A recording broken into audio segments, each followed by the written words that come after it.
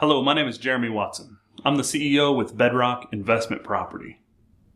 Today I'd like to take a little bit of time to walk you through the 9 things we see most common, either overstated or completely omitted from real estate investment pro formas.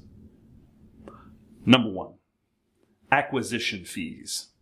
If you're working with a professional team like Bedrock, we're going to charge a fee for our services. Now, I've seen those fees range from $5,000 to $50,000 and 50% of the deal.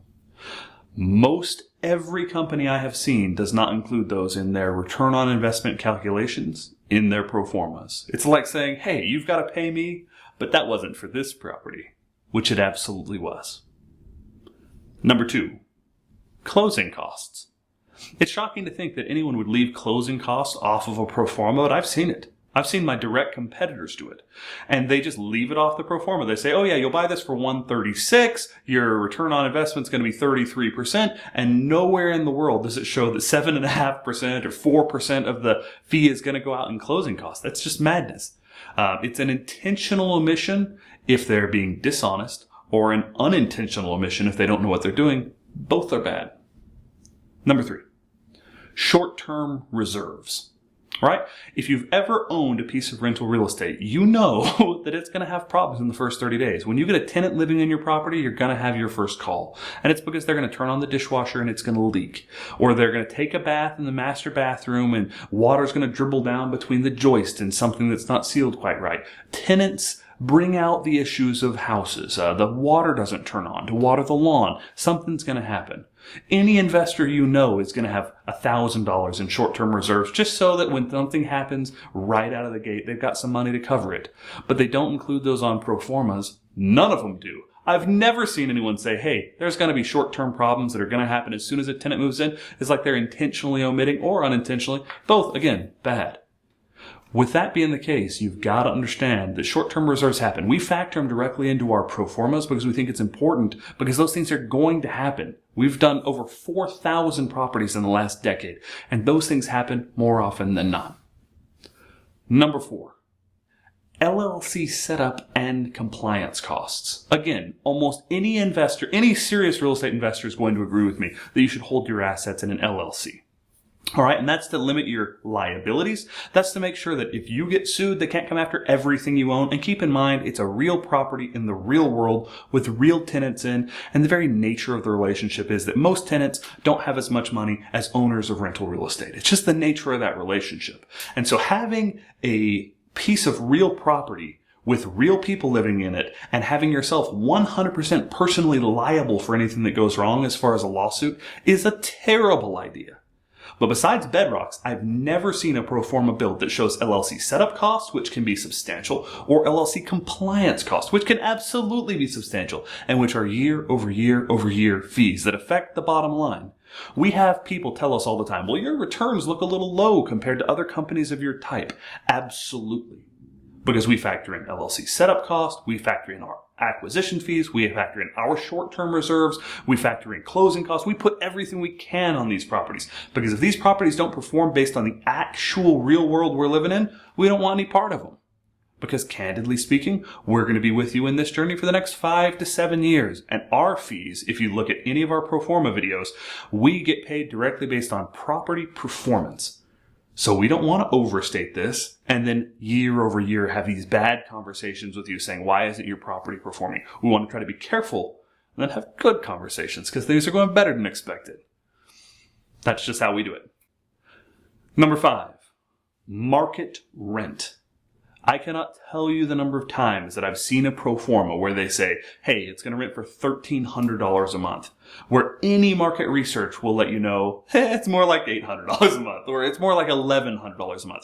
Market rent is the worst of these. And the reason is, if it doesn't rent for that market rent, you're going to go to your property manager and you say, hey, they said $1,300 a month, list it. And then as it sits there on the market and doesn't do anything, you're going to get frustrated with your property manager. And you're going to make mortgage payments, and you're going to make electricity payments, and it's not going to rent. So you're going to drop the rent $25, maybe $50, hoping it hits that sweet spot. And then it's going to sit there for a month month or 2 months or 3 months. You're going to be super frustrated with your property management, trying to find the right spot. And your lawn's going to have died, and you're going to have a couple mortgage payments under your belt, and you're going to have a couple electricity payments under your belt, and you're going to be way upside down on what the pro forma number said I was going to get. If you don't get the market rent right out of the gate, it can cost months, and it can cost a huge amount of hassle. But I see a lot of time market rent being overstated. Number 6, interest rates. Interest rates right now in residential are about 2.99. We're about 2 or 3 weeks after COVID-19. With that being the case, I am seeing interest rates for investment properties of 3.5, 3.75, more like 4.5%. But I'm seeing pro formas come out from competition that are around the 3% range, just like residential. Residential rates and investment rates are different. They need to be represented different. They're usually 100 to 150 basis points, or 1 to 1.5% different. Number 7, appreciation. Now, appreciation is going to happen. We all love appreciation. Leveraged appreciation is just this gorgeous thing that we all love in real estate. However, in Memphis last year, Bedrock forecasted appreciation of about 4.5%. Last year, Memphis did about 6 to 9%, and we were happy with that. I saw competition in Orlando, Florida, where we were also buying, us forecasting appreciation at 7%, and they were forecasting appreciation at 15%. That is an enormously dangerous thing to do, just assuming appreciation is going to go up long-term forever. Super dangerous. With that being the case, we always try to err on the side of conservatism. With that being the case, we always do 2 sets of appreciation, short-term years 1 through 3, long-term 3 on, and those long-term appreciation numbers are always 4% no matter what the market is, because we don't know. Now, historical appreciation has been about 5.64% depending on the publications you read, but about 5 to 6%. I'm real comfortable showing Memphis at 4.5. Number 8, reserves. All right. Most everyone would agree with me, again, that you need to have reserves on hand for real estate. Real estate is an illiquid investment that is not going to be able to just pull all this money out when you have a problem. So you're going to have reserves on the sides, just sitting in the wings, waiting for something to happen. With that being the case, why aren't pro formas showing reserves? Why aren't pro formas showing 10% vacancy and repair or capital expenditure reserves? Why aren't pro formas showing putting $5 or $6 grand up front for pre-funded reserves up front? Why aren't pro formas showing short-term reserves or ongoing reserves?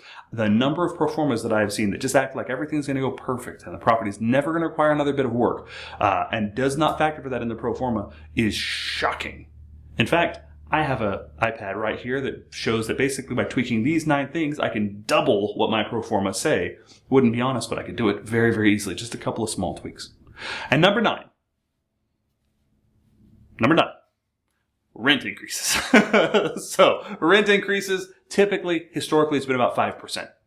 We'd be comfortable maybe even saying about 5% because it typically happens. However, if you've ever had a renter who's a good renter who's been there for 1 year, you typically don't increase rent in the first year just because you want to keep the tenant in place. It's expensive to replace tenants. It takes time and money.